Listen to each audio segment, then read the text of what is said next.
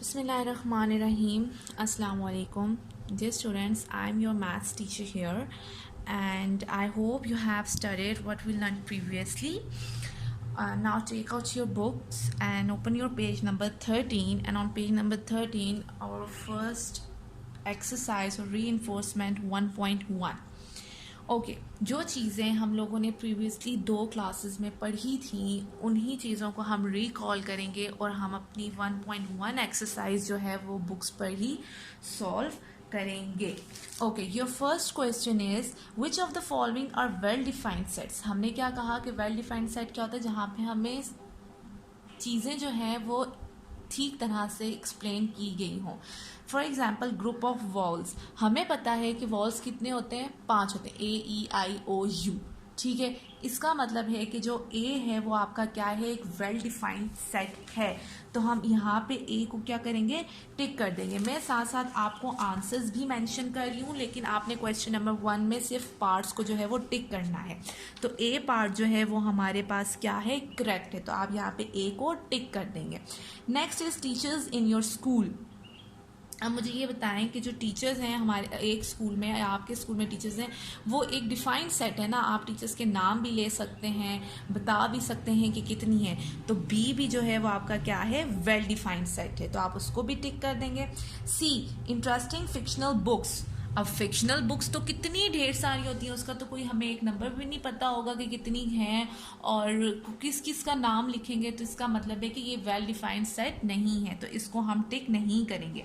D, continents of the world. हमें पता है कि 7 कॉन्टिनेंट्स होते हैं, तो हम डी को क्या करेंगे, टिक करेंगे.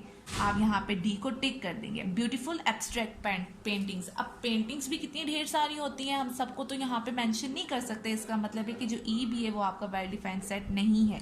इवन नंबर्स, इवन नंबर्स भी आपका वेल डिफाइंड सेट नहीं है. हाँ, अगर आपको ये कहा लिखा हुआ होगा फर्स्ट सिक्स इवन नंबर्स, तो ये आपका वेल डिफाइंड सेट है. लेकिन इवन नंबर्स हो तो इवन नंबर्स तो ढेर सारे हैं.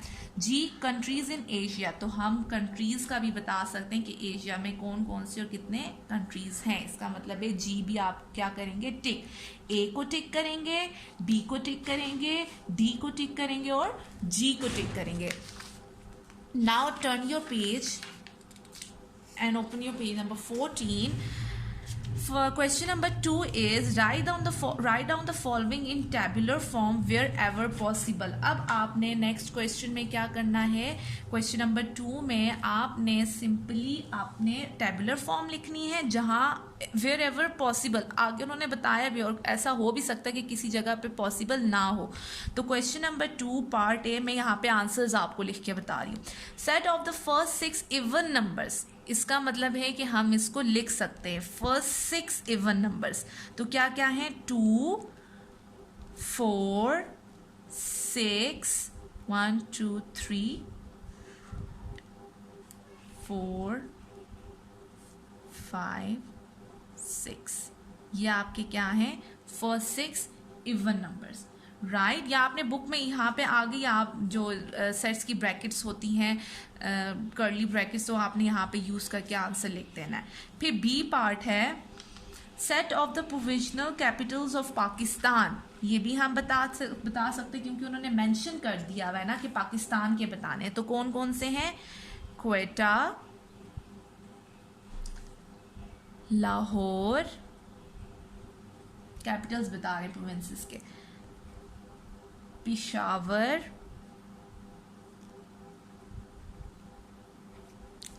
लास्ट कराची. इसका मतलब है पार्ट बी का भी पॉसिबल था, इसलिए हमने लिख लिया. Set of the first 10 multiples of 5. First 10 लिखा है तो इट मीन्स कि ये पॉसिबल है. तो क्या है फर्स्ट 10 मल्टीपल्स 5 के, 5 10 15 20 25 30 35 40 45 50. फर्स्ट 10 मल्टीपल्स मीन्स कि 5 का 10 तक जो टेबल बनता है. ठीक है, पॉसिबल था तो हमने लिख दिया. Next is set of, D part is set of intelligent students. अब मुझे ये बताएंगे पॉसिबल है या नहीं. नो. क्यों? क्योंकि इंटेलिजेंट स्टूडेंट्स तो ढेर सारे होंगे हर क्लास में, हर स्कूल में. अब हम तो नहीं जा के चेक कर सकते कि हर क्लास में या हर स्कूल में कितने स्टूडेंट्स जो हैं वो इंटेलिजेंट हैं, इधर इन्होंने तो स्पेसिफाई ही नहीं किया कि कौन सी क्लास या किस चीज़ का बताया, हम किस जगह पे इंटेलिजेंट स्टूडेंट्स, तो इसका हम क्या लिखेंगे आगे, नॉट पॉसिबल। ठीक है, इसका तो पॉसिबल ही नहीं है। ई पार्ट पे आ जाए, set of first 7 odd numbers. अब अगर यहाँ पे लिखा होता सेट ऑफ ऑड नंबर्स तो भी हम उसको कहते हैं नॉट पॉसिबल, क्योंकि यहाँ पे तो मेंशन ही नहीं किया गया यहाँ पे, लेकिन मेंशन है कि 7 odd numbers, first 7 odd numbers. तो क्या है, 1 3 5 7 9 11 13, राइट। ये आपने बुक पे ही सॉल्व करना है। Now come to question number 3। Question number 3 पे क्या है, write down the following sets in descriptive form. आपने क्वेश्चन नंबर 2 में टैबुलर फॉर्म लिखी है, अब क्वेश्चन नंबर 3 में आप क्या लिखेंगे, डिस्क्रिप्टिव फॉर्म। अब उन्होंने 1 2 3 4 5 6 दे दिए हुए हैं, तो ये क्या है, आप इसको सिंपली क्या बोलेंगे, सेट ऑफ फर्स्ट 6, कौन से नंबर्स हैं ये, natural numbers, set of first 6 natural numbers. Good. Next, Sunday Monday Tuesday Wednesday Thursday Friday Saturday, ये भी स्पेसिफाइड है, तो हम इसको क्या लिखेंगे, set of days of a week, एक वीक में जो डेज हैं उनका सेट। सी पे आ जाए 1 3 5 7 9 13। अब मुझे ये बताएंगे क्या है, हम इसको क्या लिखेंगे, हैं तो ये ऑड नंबर्स, तो हम यहाँ पे मेंशन करेंगे कि फर्स्ट 7 नॉट जितने भी हैं, नो, क्योंकि ये क्या है, इनफाइनाइट सेट है, इसका कोई एंडिंग पॉइंट नहीं बताया हुआ, तो हम क्या लिखेंगे, simple set of odd numbers, right. D part, Sindh Punjab Balochistan Khyber Pakhtunkhwa, तो ये क्या है, set of provinces capitals of Pakistan, set of provinces capitals of Pakistan, simply, right. This is your question number 3, book पे ही सॉल्व करना है। Now come to question number 4। If A is this set, B ये है, सी ये है, डी ये set है, ई ये है, तो आपने अब इनको क्या करना है, ट्रू फॉल्स बताने हैं, राइट, ट्रू और फॉल्स लिखने हैं। अब आपने क्वेश्चन नंबर 4 पे क्या करना है, ट्रू एंड फॉल्स का बताना है। क्वेश्चन नंबर 4 पार्ट ए क्या है, 6, अब सिंबल्स को देख के आपने करना है। 6 इसका क्या मतलब था, बिलोंग्स टू या member, 6 is the member of set C. देखें 6 सी में है, no, it means A is false, 6 C का मेंबर है ही नहीं, सी सेट में 6 मौजूद ही नहीं है। नाउ कम टू बी, वो कह रहा है कि ए इज एन एम्प्टी सेट, जो सेट ए है वो एम्प्टी है। क्या ये आपको एम्प्टी लग रहा है, इसमें तो 5 नंबर्स दिए हुए हैं, तो इसका मतलब है कि बी पार्ट भी क्या है आपका, फॉल्स। फिर कह रहा है कि B is the subset of A। Subset means कि B के जो एलिमेंट्स है वो A के पार्ट है, A में भी मौजूद है या नहीं। चेक करें B के एलिमेंट 1 2 3 4 5 1, इसका मतलब है कि B जो है वो सेट A का क्या है, सबसेट है, तो it means it is true.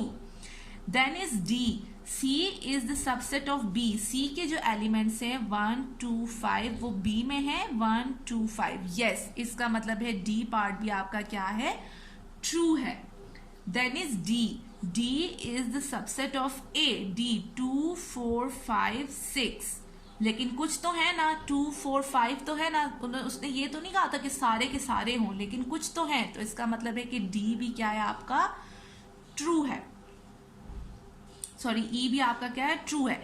Then F, E is equivalent to A। कह रहा है कि जो E है वो इक्विवेलेंट है A के, क्या ऐसा है, नो, क्यों, क्योंकि इक्विवेलेंट के लिए हमने क्या कहा था कि जो नंबर ऑफ एलिमेंट्स हैं वो दोनों के क्या होने चाहिए, सेम होने चाहिए। ई के देखें 1 2 3 4 5 6, जबकि ए के कितने 1 2 3 4 5, इट मीन्स कि एफ पार्ट भी क्या है आपका, फॉल्स है। अब जी पार्ट पे आ जाए, जी पे क्या है, बी इज इक्वल टू ए। अब बताएं कि बी जो है वो ए के इक्वल है, ट्रू, क्योंकि इक्वल के लिए क्या था, हमने क्या कहा था कि ऑर्डर डिफरेंट होने चाहिए लेकिन नंबर ऑफ एलिमेंट्स सेम होने चाहिए। तो ये क्या है आपका ट्रू, जी पार्ट आपका क्या है ट्रू। अब वो कह रहा है H part D is equivalent to C, D 1 2 3 4 1 2 3, इसका मतलब है कि नंबर ऑफ एलिमेंट सेम नहीं है, तो H भी क्या है आपका false. I A is superset of E। अब A के जो एलिमेंट्स हैं वो क्या कह रहे हैं कि जो E में मौजूद एलिमेंट्स जो हैं वो सारे के सारे A में हैं या नहीं, ये तो टोटली ही डिफरेंट है। तो इसका मतलब क्या है आपका पार्ट I भी क्या है फॉल्स। आपने इनके सामने ही लिखना है, ठीक है। जे का वो कह रहे हैं कि C is a singleton set. Singleton set हमने क्या कहा था कि जिसके सेट में सिर्फ एक एलिमेंट होगा, सिंगल एलिमेंट होगा, तो वो कह रहा है कि सी जो है सेट सी वो सिंगलटन सेट है। नो फॉल्स, क्यों, क्योंकि यहाँ पे वन एलिमेंट नहीं है, कितने हैं 1 2 3 3 एलिमेंट्स मौजूद हैं। नाउ कम टू पार्ट के, E is a finite set. कह रहे हैं कि ई जो है वो फाइनाइट मतलब कि इसका कोई एंडिंग पॉइंट शो किया गया है। यस 15 पे ये स्टॉप हो रहा है, इट मीन्स कि ये फाइनाइट सेट ही है। अब कह रहा है 10 बिलोंग्स टू ई, 10 ए में मौजूद है। Yes L part is true. M part D is an infinite set. D कह रहे हैं कि डी इनफाइनाइट है। इनफाइनाइट सेट कौन सा, हमने क्या कहा था कौन सा होता है, जिसका एंडिंग पॉइंट गिवन नहीं होता। तो क्या डी का एंडिंग पॉइंट गिवन है? यस ये एंडिंग पॉइंट इसका 6 एंडिंग पॉइंट शो कर रहा है, तो ये इनफाइनाइट सेट नहीं है। तो हम क्या लिखेंगे, एम को फॉल्स। एन पार्ट को हम क्या लिखेंगे, 12 14 16 आर एलिमेंट्स ऑफ ई। कह रहे हैं कि जो 12 14 और 16 नंबर है वो आपके ई का पार्ट है या नहीं। 12 14 16 मौजूद है, चेक करें कि 16 जो है वो आपके पार्ट ई सेट ई का जो है वो एलिमेंट है या नहीं है। फॉल्स, क्यों, क्योंकि आपका जो 16 है वो ई का एलिमेंट नहीं है। क्लियर क्लास 6, आपने 1.1 इसी तरह बुक पे सॉल्व करनी है। This is all for today, thank you.